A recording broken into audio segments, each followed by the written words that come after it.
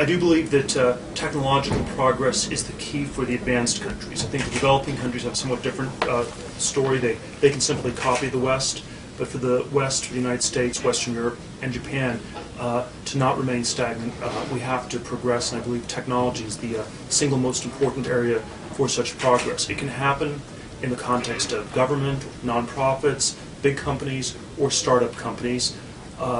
I believe that the largest area for progress, for a variety of reasons, involves people starting new technology ventures, and that's where I think the whole ecosystem of venture capital, and more importantly the entrepreneurs who create these businesses, is such a critical part to the future. And you know, our challenge is to, in that capacity, is to identify great businesses, and we like to also find ones that involve a powerful, transformative way in which they will take our civilization to the next level.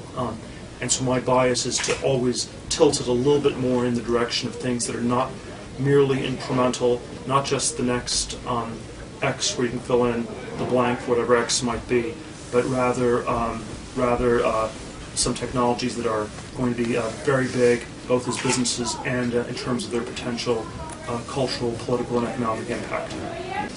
You received a lot of attention in the past for donating to the Seasteading Institute, which would seek to build small sovereign nations on artificial islands, and that's a very curious idea. So could you explain why you see this as a worthwhile cause in terms of experimenting with governments and societies?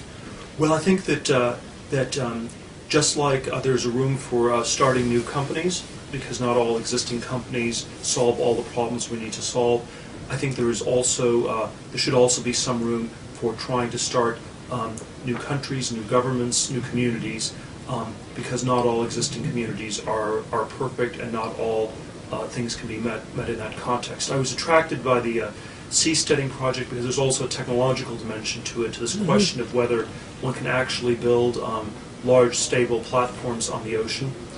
It is, in some sense, it is one of the, we've abandoned many of the great frontiers of the 50s and 60s. People obviously thought of space as the final frontier, a la Star Trek, but they also thought of the oceans as a major frontier. People envisioned underwater cities. It's close to 3/4 of the Earth's surface is water, so that seemed like a big frontier. People thought of deserts as a frontier for turning them back into farmland and forests, and so there are a lot of frontiers that have been abandoned. And I think we need to somehow reopen the frontier, both in technology and in terms of the areas that we look at for people to explore and develop. You are also known by your ability to accurately predict the future of businesses, such as we've seen in Facebook and LinkedIn and Friendster and all the other startups. How do you know the direction of a business when the financial world is full of so many uncertainties? I've looked back on, we've probably invested in about 140 technology companies over the last 10, 12 years. And we've looked back on how we've thought about these businesses at the time we invested. And whenever we had the sort of attitude that's implicit in your question in making the investment, that was a bad investment. Whenever you think of things as just being probabilistic or a lottery ticket, you are actually setting yourself up for losing and for not thinking. And so you have to get yourself into a mindset where it's not a lottery ticket at all, but it's as much of as near a certain thing as it can possibly be. And so it is questions: do we think this technology really works? How does it compare with what else is on the market? Are these people really the people who can take this business and build it? And you have to be very honest in answering these questions, and you have to you cannot avoid them. And avoiding them ends up attributing more things to chance. I do not believe that it is simply a matter of luck or chance or statistics. I do not think that these companies are lottery tickets, and I think there is a great deal of scope for determinate planning in both the investment side and on the entrepreneur side in building these businesses, and that's what we set out to do.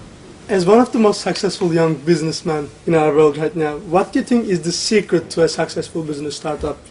I mean, do you have any advice for the current young people in the world who wants to enter the business world? Well, there are many different kinds of businesses people can start. focused on technology businesses. Within the context of technology businesses, I'll give it sort of maybe a two-part answer. First, why it's hard to answer the question. I think you have horizontal growth where you copy things that work and you scale things. This is basically the China story. It's the story of the developing countries. And you have vertical growth where you go from 0 to 1 and you're doing something that's fundamentally new. By its nature, vertical growth is something that cannot, it's not something where you're copying something. So it's not like there's a cookbook I can give you and tell you these are the instructions you need to follow to create the next great company. It's something where you have to ask the question of what is important, what's valuable, and what is unique. And so there's sort of a series of questions. So it's difficult to answer categorically, and it's always it always is unique. The important part of these businesses are always unique, and the question we end up focusing a great deal on is in fact this question of uniqueness. Is there something about this business where it is the only business of its kind in the world? Technology competition is fundamentally global. You have to be better than anybody else in the world. There's basically a gold medal for being first, and in many cases there is no silver and no bronze. And in that sense, it's very different from many other kinds of jobs where you can do pretty well if you're the 1,000th best lawyer in each class of 50,000 lawyers who graduate each year. And so I think one has to be very orientated towards the question of what is unique and what is best. I think people are, in general, not looking at a variety of breakthrough technology areas. There are not that many people looking at artificial intelligence, next generation biotechnology, robotics, any of a number of these sort of somewhat hard breakthrough technologies have been very underexplored. And if it is possible, if things can be technically done in those areas, they tend to be very promising because you will at least start with very little competition. And when you're the only person doing something, you have a much better chance of being the best in the world than if you're just one of 1,000 people doing it.